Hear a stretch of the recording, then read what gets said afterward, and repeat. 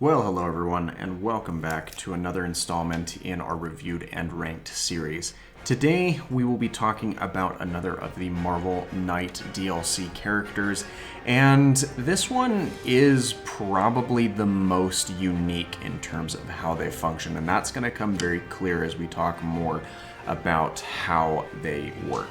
I am, of course, talking about Khonshu's Herald Moon Knight. And I really like this character. He's a character that not a whole lot of people know about. And what I really appreciate about this character is he's one of the few superheroes or characters that appear in comics in general that has a mental health condition. He has multiple personalities, which he has to learn how to balance. And that creates a couple of interesting interactions, so I would highly encourage that you look more into the source material if that type of stuff intrigues you. But we are here to discuss how he works in Ultimate Alliance 3, so as we start that process, make sure you check and see if you're subscribed to the channel. If you're not, please go ahead and fix that. And if you find today's video helpful, enjoyable, and or interesting, make sure you hit that like button. So to start off, let's look at the team build synergies that Moon Knight has. He's actually on the sparse side of things. He only has 3 team build synergies. He has a strength synergy with anti-heroes, and he has 2 mastery synergies with Midnight Suns and Marvel Knights. So not the greatest in terms of what he can add to a team, but the synergies that he does have access to are among the ones that I tend to value a little bit higher. So I suppose he has that going for him in the very least. Let's move over and talk a little bit about how he functions as a character in terms of his basic attacks and functions. His standard attack sequence has 4 different melee strikes with balled fists into his opponents and a couple of kicks scattered in there as well. And it's nothing super impressive. It does the job in terms of layering in attacks to those opponents that are bearing down on you, and since they do make physical contact with the opponents, it will discourage that retaliation from those same foes that are attempting to beat you into submission.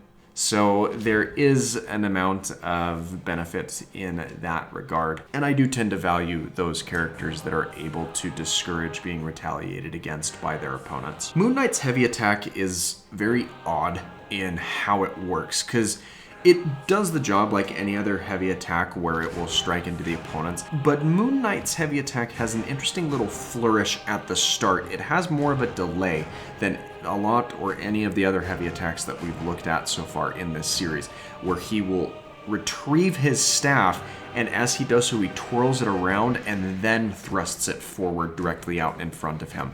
And it's really odd that that's something that was kept in. And I can't pretend to understand why it's included there. I mean, sure, he has to retrieve it from back behind his cloak, but it really does kind of put a damper on the attack because it leaves him vulnerable for the startup of the attack instead of immediately layering into his opponents. So it's something that you have to take into consideration, I suppose. Moon Knight does not have a midair double jump or a somersault. He has instead a very interesting, and of the characters we've looked at so far, an ability that is unique to him, where he has a glide function. And there's only one other character that has this feature that we'll look at in a couple of weeks. But Moon Knight's by far works the best in terms of what it offers, because he can glide a substantial amount of distance across the battlefield in a lowering trajectory. Now, in terms of maneuverability, it's not great. I suppose it can work as an escape function, and as opposed to flying, it doesn't consume any of the energy points that would then be used for ability and synergies within combat. So there is that little bit of a trade-off, but you will often find yourself kind of hurting for maneuverability, especially if you're headed into areas where you are going to be climbing or ascending different areas. I especially like to have characters that can double jump or fly in those type of settings because it allows you to get around that natural formation. And with this type of a glide ability, it kind of turns that terrain into more of an inconvenience just because of the way that it works. So it can be a little frustrating, but as soon as you get the hang of it, it is a very flashy ability, and you have to appreciate the animation for what it is at the very least. Moon Knight's Falling Aerial is another one that's very unique, and we've seen Falling Aerials that work similar, but this one has its own unique twist on it. Moon Knight will tether to the ground out in front of him and then pull himself on a diagonal slant to the area of impact. Other tether type falling aerial attacks that we've seen involve the character falling directly down onto the ground, but Moon Knight does not do that. He propels himself forward into his opponents, and the area of impact does have a considerable amount of range, so I like that better than Blade's Falling Aerial, where it has the singular area of impact and other type of abilities that we've seen with that. But it can be a little bit of an inconvenience because most of the opponents that you're brawling into tend to be right around you, so it can be used a little bit more as an engagement tool instead of a mid-fight attacking ability. But unfortunately, you're not going to find yourself in a situation where you can use this naturally, as Moon Knight does not have any abilities that will set him up into using his Falling Aerial, and even if they did, you'd probably miss your target because he is moving forward as he carries out that Falling Aerial. But there is certain circumstances where it could be beneficial, again, primarily getting into a fight and catching some of your opponents off guard, because it can knock down some of those grunt type characters as you fall into them if you are able to land the Falling Aerial adequately. And the block and dodge animation for Moon Knight involves a 2-arm brace. It is not crossed out in front of him, but rather in more of that boxer brawler type style, where he will hold them up in an upper body block, and then as he moves away from incoming damage, he will perform that combat roll in the direction that you input. And I really like these type of abilities because I think that it's one of the best animations that you can do for getting around these types of attacks. So now let's pivot and talk a little bit about Moon Knight's abilities. The first ability he has is the Moon Landing. Now this ability works very similarly to Nightcrawler's Bamf Strike, but Nightcrawler's ability is better, in my opinion. And they have very similar ratings in terms of what they can do damage-wise, but the duration that you're seeing of the charge for this ability is the default duration. I'm not detonating it any earlier. It does expire incredibly quickly, meaning that you don't have as much freedom with moving around to the different points that you would like to get to, and it can't be used as well as an approaching tool or as a get out of jail free type ability. Now, on one hand, that does make sense because Nightcrawler, when he uses his Bamf Strike, he is teleporting to wherever he ends up, and Moon Knight has to jump up and then reappear wherever he ends up, and he doesn't have teleportation. That's not one of the abilities that's in his kit. So in terms of physical limitations, I can understand it, but I almost would have preferred if you had more of a finite radius that you can only extend the ability out so far, but you're given more time to determine where you want to use the ability in terms of dropping out. But for all it's worth, it gets the job done for the ability itself, and it's not the greatest ability in his kit, but it's at least an option that allows him to deal a decent amount of area damage as he slams back down onto the ground. This ability has the melee attack type, and the slam synergy trait has C's across the board for damage, stagger damage, and energy points consumed. And as all of Moon Knight's abilities are ranked up, they benefit from a reduced energy point cost, an increase to the attack damage, an increase to the stagger damage dealt, and finally that reduced chance of the attack being interrupted. Moon Knight's second ability is the Vengeance Burst, and this ability packs a very powerful punch. Moon Knight will do basically a back handspring and then throw a series of exploding crescent-shaped shurikens out towards his opponents. And these shurikens will detonate on contact with your opponents or after a certain flight path traveled. And this is actually the ability that I am going to give the DLC Privilege Award to for Moon Knight. And it's because we haven't seen any other explosion-oriented ability that activates on impact. All of them have some sort of timer that goes out. You've seen these type of attacks from Psylocke, from Elektra, from Black Widow, from Groot and Rocket, but none of them will explode upon connecting with an opponent. And I think that there is a lot of value in that. And the stats on this ability tend to reflect that as well, as it boasts a B classification in damage, where most of those others only have a D classification, or maybe a C classification if you're lucky. And it is intended as a damage dealing ability, as it does not do as well against stagger gauges, where it only has a D classification there, but it still maintains that C classification to the energy points consumed when using this ability, and it covers a lot of ground as those shurikens kind of fan out in front of him. It will take up a considerable amount of space, and you are almost guaranteed to land this attack on your unsuspecting opponents, no matter how spread out they are out in front of you.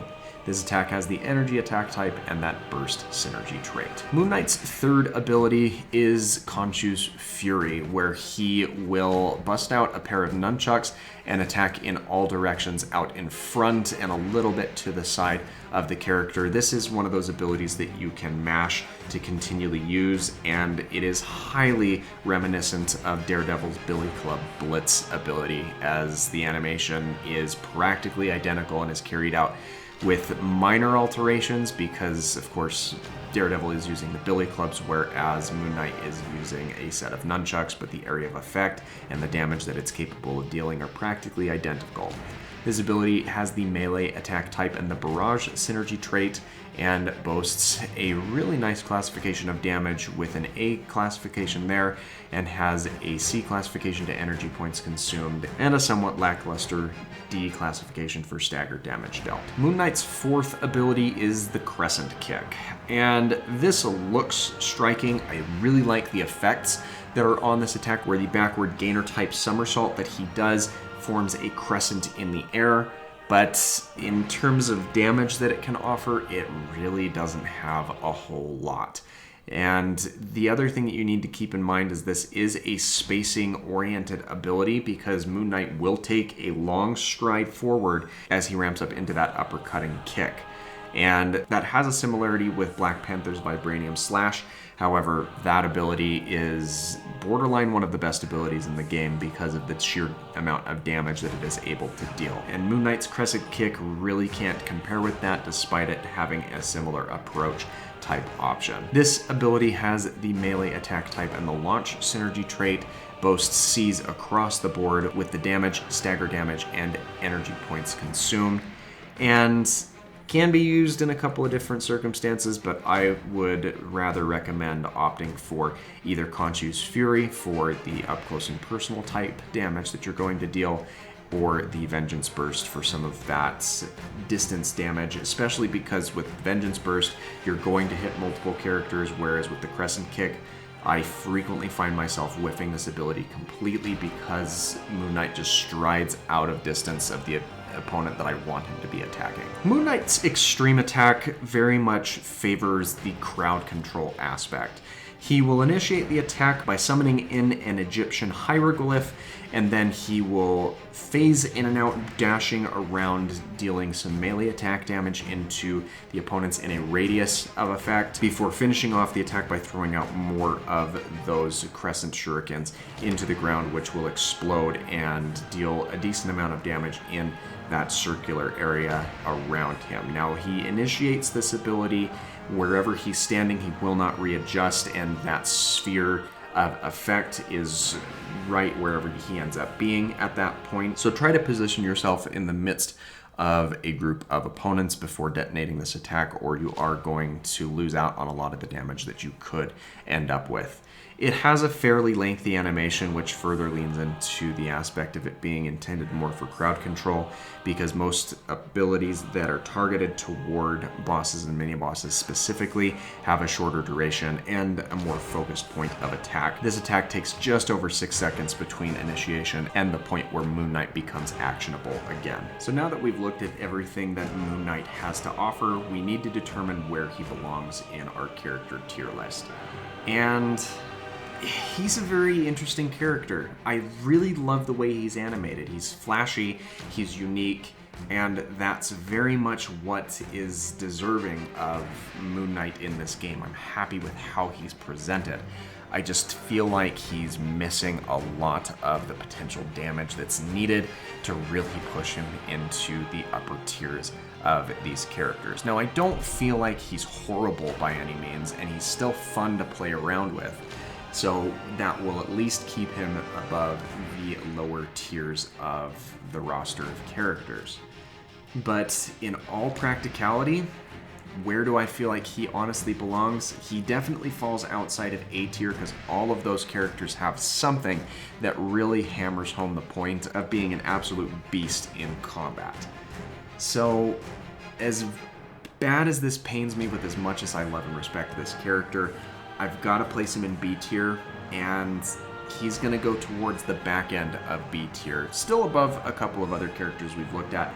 I actually think that he only has a narrow edge above Punisher and where we placed Punisher on this list. And again, the reasoning why is characters such as Loki and Storm have those elemental attributes that help them control the opponents and the flow of the fight a little bit better. So let's go ahead and move these characters over in order to make some room for Moon Knight here in our tier list.